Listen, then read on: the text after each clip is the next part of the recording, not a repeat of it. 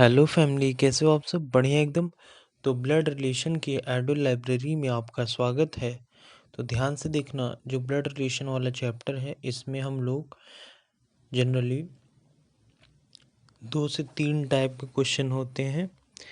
तो सबसे पहले बेसिक चीज़ जान लो कि हम जब कभी मेल को रिप्रेजेंट करेंगे तो ट्रायंगल में रिप्रेजेंट करेंगे, और जब कभी फीमेल को रिप्रेजेंट करेंगे तो सर्कल में रिप्रेजेंट करेंगे। ठीक है, किस में रिप्रेजेंट करेंगे? सर्कल में। ठीक है, तो जैसे कि आपको स्लाइड में दिख ही रहा है कि अगर लिखा हो A is the father of B, तो ए को हम ऊपर रखेंगे, बी को नीचे, और ए को ट्रायंगल में रखेंगे क्योंकि ए का जेंडर पता है। अब जिसका जेंडर हमें नहीं पता होगा, ना उसे सर्कल में रखेंगे ना उसे हम ट्रायंगल में रखेंगे। ठीक है,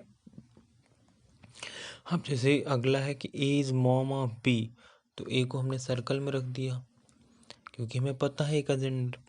ऐसे ही अगर लिखा है A is the son of B, तो मतलब ए का जेंडर पता है तो ए नीचे बी ऊपर। ठीक है, अब जैसे आगे देखें अगर हम, तो A and B are brothers, तो ए और बी को हम ट्रायंगल में रख देंगे। लेकिन अगर A and B are sister, तो ए को हम A is sister of B, तो ए सिस्टर है बी का, तो ए सर्कल में हो गया और बी सर्कल में भी हो सकता है क्योंकि बी लड़की भी हो सकती है, बी लड़का भी हो सकता है। ए वाइफ ऑफ बी, तो यहाँ पर याद रखना जो वाइफ और होगी वो ऑटोमेटिक सर्कल में होगा, और जो बी होगा वो ट्रायंगल में होगा। लेकिन भैया याद रखना, अगर वाइफ की बात कर दी जाएगी तो बीच में प्लस का साइन आ जाएगा। किसका आ जाएगा? प्लस का साइन। अब इसके क्वेश्चन को थोड़ा देख लेते हैं। जैसे टाइप 1 का पजल टाइप क्वेश्चन आएगा। जनरली इसमें क्या होगा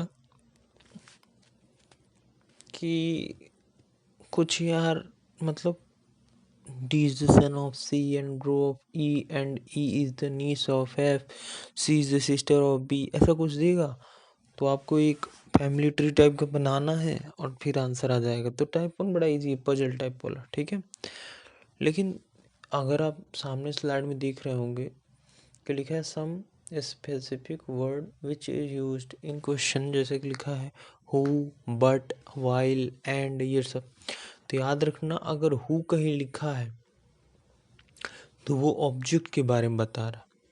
अच्छा, इसको मैं आगे डिस्कस करता हूँ। ठीक है, चलो अच्छा अभी देख लेते हैं। अगर हु कहीं लिखा है तो ऑब्जेक्ट का काम करेगा, और अगर एंड, बट, वाइल लिखा है तो ये सब्जेक्ट का काम करेगा। किसका काम करेगा? सब्जेक्ट का। ठीक है, अब आगे हम लोग चलें।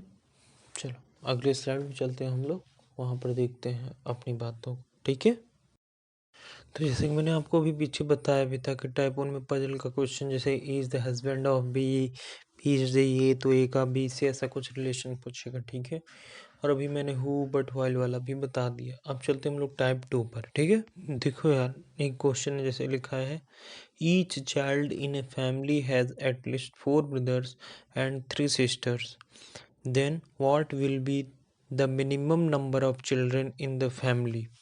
अब अगर ऐसे क्वेश्चंस हैं तो सबसे पहले तो इंग्लिश में इनको मत करना क्योंकि वर्ड्स समझने में थोड़ा टाइम लगेगा, ऐसी बातें नहीं आएगा।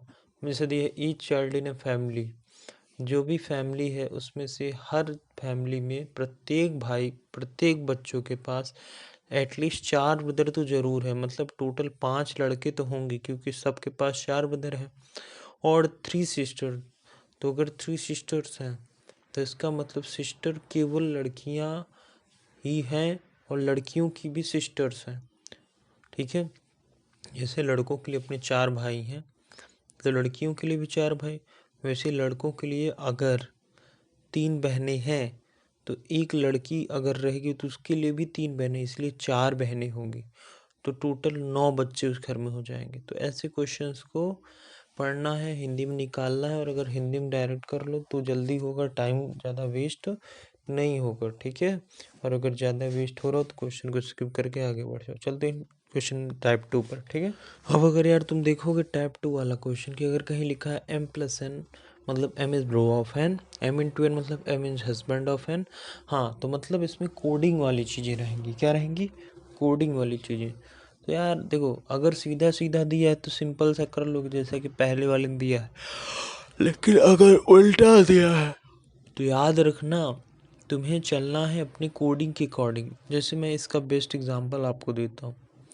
जैसे यहाँ पर लिखा होता, ध्यान से सुनना, अगर लिखा होता R into P is equal to R is husband of P, और यहाँ लिख दिया होता P इंटू R, तो ऐसा मत कर देना, ये P is husband of R है।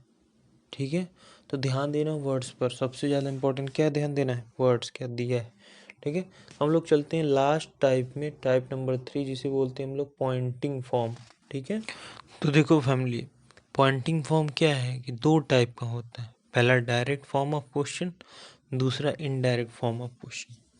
तो डायरेक्ट फॉर्म ऑफ क्वेश्चन क्या है कि in such question we give the introduction of the same person, मतलब दे देगा कि ये मेरे पिता का भाई है, तो वो डायरेक्ट हम कर लेंगे। लेकिन अगर कभी कभी क्या होता है कि इनडायरेक्टली देता है, तो हम कैसे करेंगे।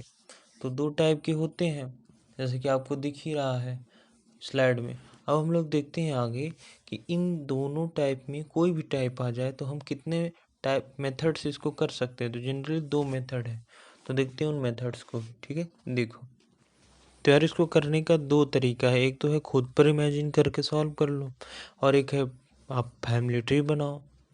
अब जैसे कि आपको सामने क्वेश्चन दिख ही रहा है कि पॉइंटिंग टू अ मैन, एक मैन की तरफ इशारा करते हुए, अ वुमन सेज, एक औरत कहती है कि he is the only son, यह केवल वही सन है, फादर ऑफ माई सन, मेरे सन के पिता हैं, और ये उन किसी के सन केवल सन है। तो जैसा कि आपको ट्री, फैमिली ट्री में दिख रहा होगा, यहाँ पर महिला जी क्या हो जाएंगी, मैन की पत्नी। ठीक है, और देखते हैं क्वेश्चन को। तो देखो एक और क्वेश्चन जैसा है कि पॉइंटिंग टू अ वुमन, एक वुमन की तरफ इशारा करते हुए, अ मैन से, एक आदमी कहता है कि हर ब्रदर, उसका जो भाई है ना, her brother is brother of the grand mother of the son of my wife, उस औरत का भाई, उस औरत का भाई जो है, ठीक है, her brother is brother of grand mother of the son of my wife, मेरे वाइफ का जो पुत्र है उसकी जो दादी है उसका भाई है। तो भाई दादी और वो तब क्या हो जाएंगे, तो वोमेन क्या हो जाएगी, उस आदमी का माँ क्या हो जाएगी, माँ। ठीक है, तो अब हम लोग का ये क्वेश्चन प्रैक्टिस ज़्यादा से ज़्यादा। तो मिलते हैं नेक्स्ट रीजनिंग के ऑडियो लाइब्रेरी में, तब तक के लिए जय श्री राम, जय श्री राम, बाय।